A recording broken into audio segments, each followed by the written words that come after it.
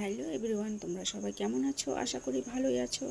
তো আজকে দেখো আমি রুই মাছগুলোকে লবণ, হলুদ, একটু লঙ্কার গুঁড়ো দিয়ে ভালো করে মেখে নিচ্ছি আর ভেজে নেব।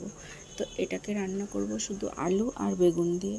তো মাছগুলো দেখো ভাজছি। তো মাছগুলো দেখতে ছোট ছোট পিস, কিন্তু মাছটা খুব স্বাদ ছিল। আর এদিকে মশলা বাটাতে বেটে নিচ্ছি।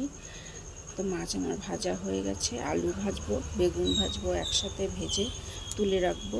তারপর জিরা তেজপাতা দিয়ে ফোড়ন দিয়ে মশলা দিয়ে ভালো করে কষিয়ে নেব। তো মশলাটা একটু জল জল আছে, এটা শুকালে তারপর সবজিগুলো দেব। এই যে সবজিগুলো দিলাম, দিয়ে ভালো করে কষাবো। তো আমার বেশি সময় লাগবে না, যেহেতু আলু আর বেগুন দুটোই ভাজা আছে।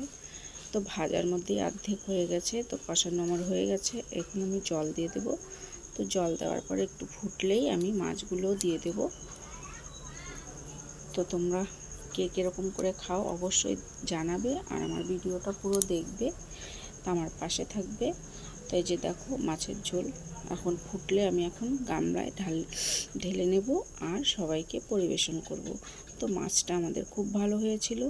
তো ভালো লাগলে আমার পাশে থাকবে। নেক্সটে আবার দেখা হবে। আর এই যে নামানোর আগে ভাজা জিরা বের রেখেছিলাম, সেটাকে দিয়ে দিলাম। তো ওটা দিলে একটু সুন্দর গন্ধ বেরোয়, টেস্টও হয়। তো এই যে আমার মাছের ঝোল কমপ্লিট। তো সবাই ভালো থেকো, টাটা।